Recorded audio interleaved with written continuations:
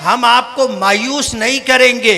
आपको आपका हक दिलाने के लिए हम हर मुमकिन कोशिश करेंगे। मैं अल्हम्दुलिल्लाह तीसरी मर्तबा चुन करके आया हूं। मैं आपको यह बताना चाहता हूं कि दूर से पहाड़ भी चिकना नजर आता है, लेकिन आप करीब जाओगे तो सही सूरत हाल समझ में आएगी।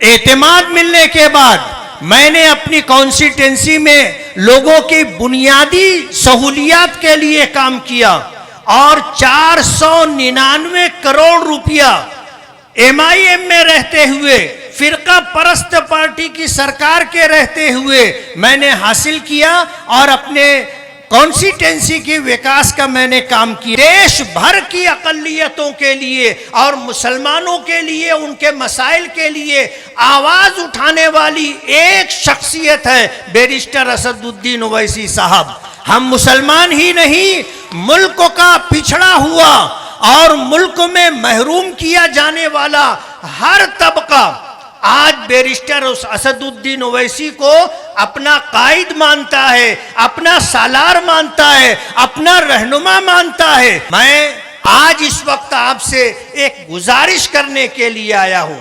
हमें अपना हक लेना है और उसके लिए सूझबूझ और समझदारी के साथ फैसला करना है। कुछ पैसों पर अगर आप बिक गए तो आप भी महरूम हो जाएंगे, आपकी नस्लें भी महरूम हो जाएंगी। आप वोट देते हो तो 5 साल के लिए वोट देते हो, एक दिन के लिए वोट नहीं देते। 200-500-1000 रुपये में आपका क्या बनेगा?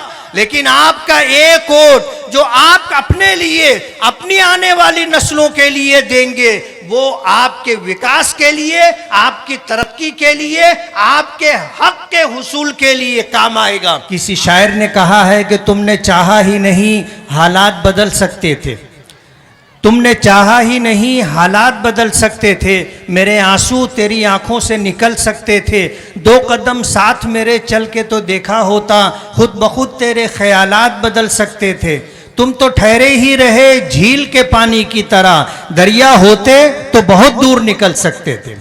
आज मुझे आपसे मिल करके बेइंतहा खुशी। इस इलाके में मेरा पहला सफ़र है। मैं महाराष्ट्र मालेगांव से ताल्लुक़ रखता हूँ।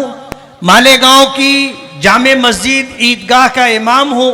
वहाँ के एक मदरसे में मैं हदीस का दर्स देता हूँ और ऑल इंडिया मजलिस इत्तेहादुल मुस्लिमीन, उसके कौमी सदर बैरिस्टर असदुद्दीन ओवैसी साहब, उनके मुशीर-ए-कार लोगों ने हालात देखे और मुझ पर एतमाद किया, मुझे उम्मीदवारी दी।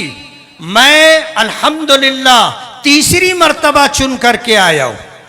मैं आपको यह बताना चाहता हूं कि दूर से पहाड़ भी चिकना नजर आता है, लेकिन आप करीब जाओगे तो सही सूरत हाल समझ में आएगी।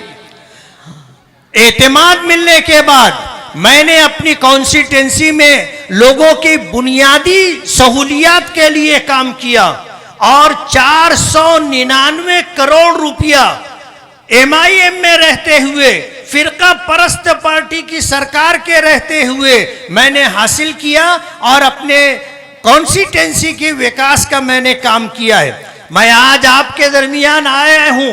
मुझे तफसील से बात करनी थी, लेकिन वक्त इजाजत नहीं देता और हम खुद भी बैरिस्टर असदुद्दीन ओवैसी साहब को सुनना चाहते हैं। मैं आपको बताता हूं कि आप खुशकिस्मत हैं कि पूरे देश में, पूरे भारत में सबसे ज्यादा पसमानदा रियासत बिहार है और बिहार में सबसे ज्यादा महरूम इलाका सीमांचल का है। आपका जुर्म इतना है, हमारा जुर्म इतना है कि हम एक अल्लाह को मानने वाले, उसी के आगे सर झुकाने वाले, और हम कभी अल्लाह के अलावा किसी से नहीं डरने वाले हैं। आज जितनी सरकारें रही मुल्कों की आज़ादी के बाद से आज तक, उन्होंने आपको क्या दिया? बुनियादी सहूलतें भी नहीं है।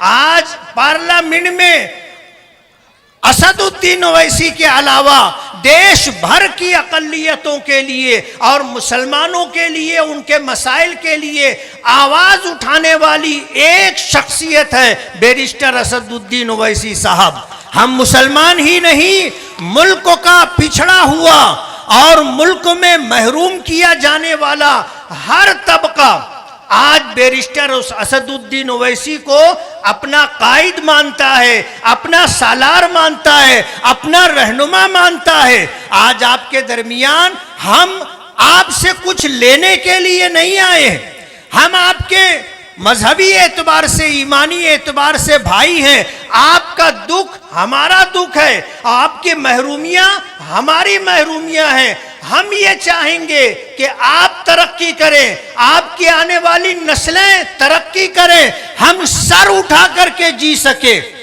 डॉक्टर बाबा साहब अंबेडकर ने जो संविधान दिया है उसके दायरे में रहते हुए हम अगर अपना हक मांग रहे हैं, अगर हमारे सर पर टोपी है, चेहरे पर दाढ़ी है, हमारे बदन पर कुर्ता है, तो क्या हम चरमपंथी हैं?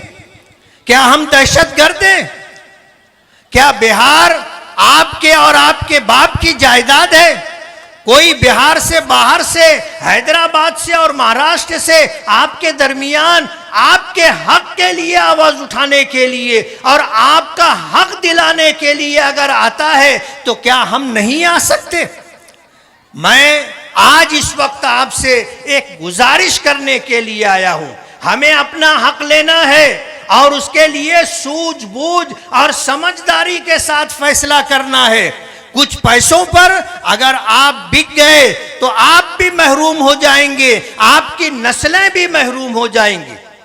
आप वोट देते हो तो 5 साल के लिए वोट देते हो, एक दिन के लिए वोट नहीं देते।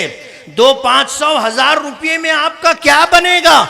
लेकिन आपका एक वोट जो आप अपने लिए, अपनी आने वाली नस्लों के लिए देंगे, वो आपके विकास के लिए, आपकी तरक्की के लिए, आपके हक के हुसूल के लिए काम आएगा। आप बैरिस्टर असदुद्दीन ओवैसी साहब को देखिए, उन पर एतमाद कीजिए।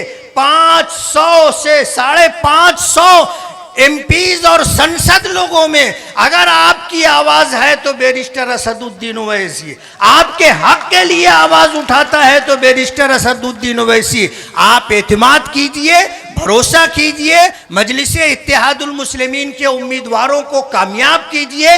हम आपको मायूस नहीं करेंगे, आपको आपका हक दिलाने के लिए हम हर मुमकिन कोशिश करेंगे। मुझे उम्मीद है कि आप सूझबूझ के साथ, आप एतमाद करते हुए, भरोसा करते हुए, हमारी बातों पर यकीन करते हुए, आपने अगर मजलिस इत्तेहादुल मुस्लिमीन के उम्मीदवारों को कामयाब किया, इंशाअल्लाह आपके दिन बदलेंगे। आप देंगे वोट मजलिस इत्तेहादुल मुस्लिमीन के उम्मीदवार को।